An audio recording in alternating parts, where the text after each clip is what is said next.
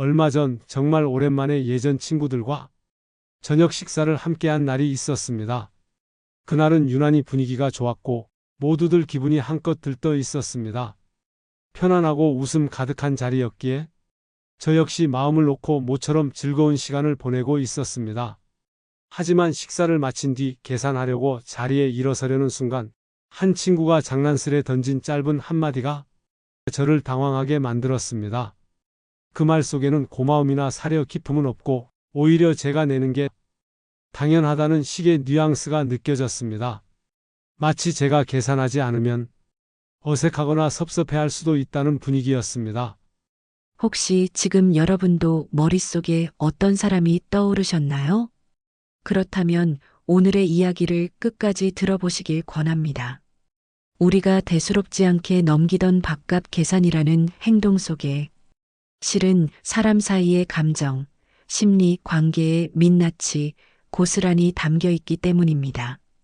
오늘 이 영상을 끝까지 보시면 지인들과의 관계에서 오는 소소한 스트레스나 불필요한 오해를 줄이는데 도움이 될 것입니다.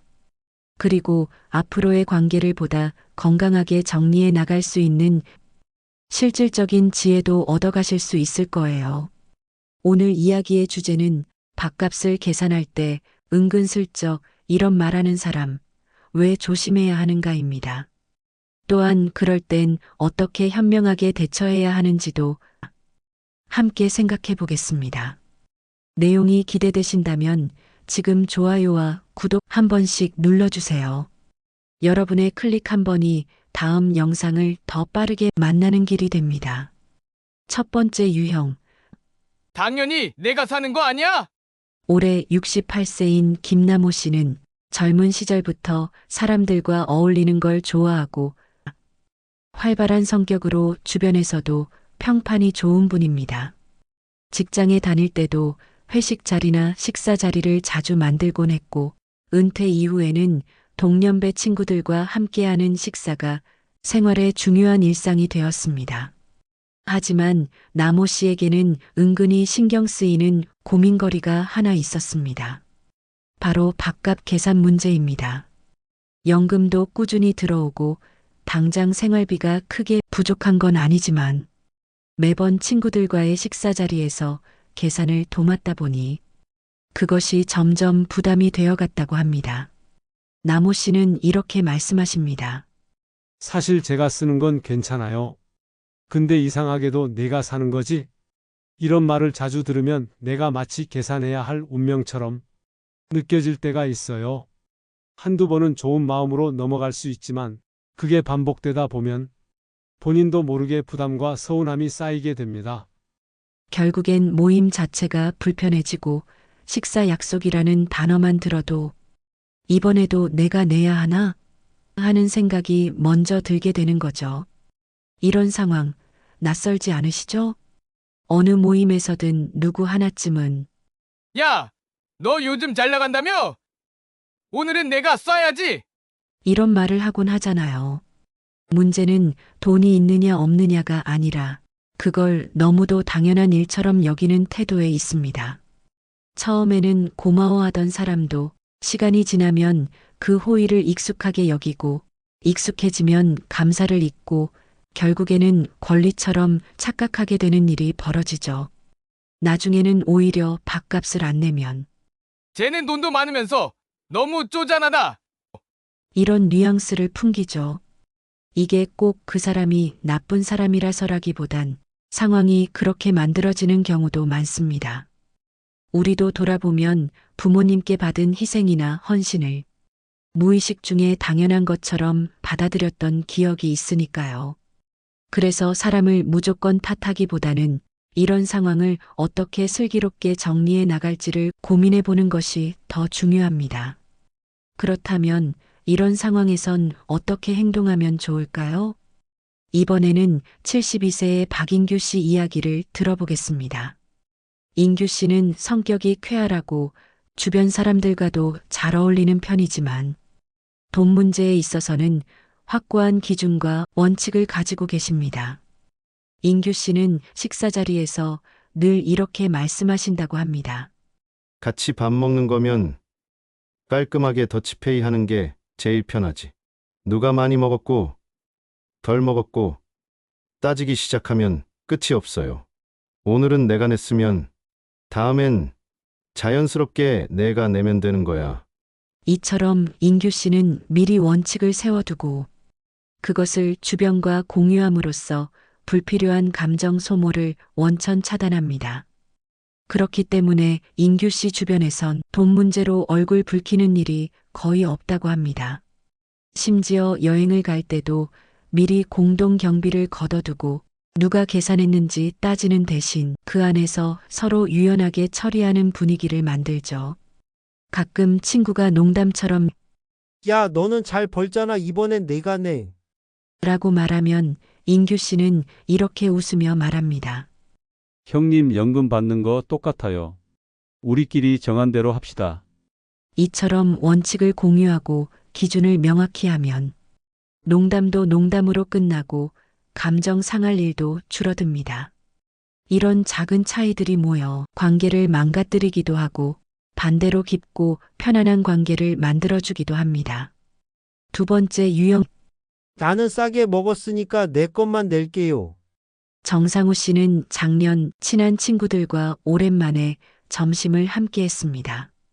오랜만에 만난 자리였기에 분위기는 매우 훈훈했고 식사도 아주 맛있었습니다. 그런데 식사를 마친 뒤 계산서를 보고 있던 한 친구가 불쑥 말했습니다. 나는 메뉴 중에서 제일 싼 거 먹었으니까 내 목만 낼게. 그 말이 떨어지자마자 분위기는 갑자기 싸늘해졌습니다. 잠깐의 침묵이 흐르고 모두가 당황한 기색을 감추지 못했죠. 만약 그 친구가 경제적으로 정말 어려운 상황이었다면 충분히 이해할 수 있었을 겁니다. 하지만 평소 자기를 위한 소비에는 아낌없이 쓰는 사람이었기에 그 말은 다른 친구들에게 상처가 되었습니다. 그 일이 있고 난 뒤 친구들 사이에서도 그 친구와의 모임은 점점 줄어들기 시작했다고 합니다. 이런 일의 핵심은 단순히 돈이 아닙니다. 돈을 계산하는 방식에 그 사람의 성향과 가치관이 드러나기 때문이죠. 나는 내 목만 낼게요 라는 말에는 사소한 손해조차 보기 싫다는 이기적인 마음이 깃들어 있습니다. 물론 누구나 손해를 좋아하진 않지만 그 마음이 지나치면 주변과의 신뢰가 조금씩 깨지게 됩니다. 심리학자 애덤 그랜트는 인간관계를 테이커, 매처, 기버 세 가지 유형으로 나눕니다. 항상 더 받으려는 사람, 테이커, 주는 만큼만 받으려는 사람, 매처, 그리고 기꺼이 주는 사람, 기버. 짧은 시기에는 테이커가 이익을 보는 것처럼 보이지만 오래가는 관계 속에서 존중과 신뢰를 얻는 사람은 결국 기버라고 이야기합니다. 저도 여러 모임에서 기버 같은 분들을 종종 뵈었습니다. 그들은 조금 더 내는 것을 꺼리지 않았고 전체 분위기와 사람들과의 정을 더 소중히 여겼습니다. 물론 그렇다고 해서 항상 더 내라는 말은 아닙니다.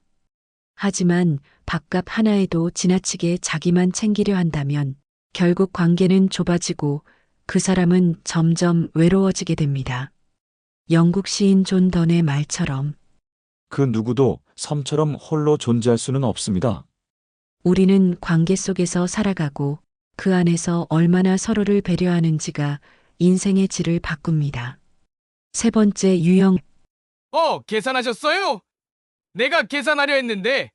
민철 씨는 후배들과 자주 식사를 하곤 합니다.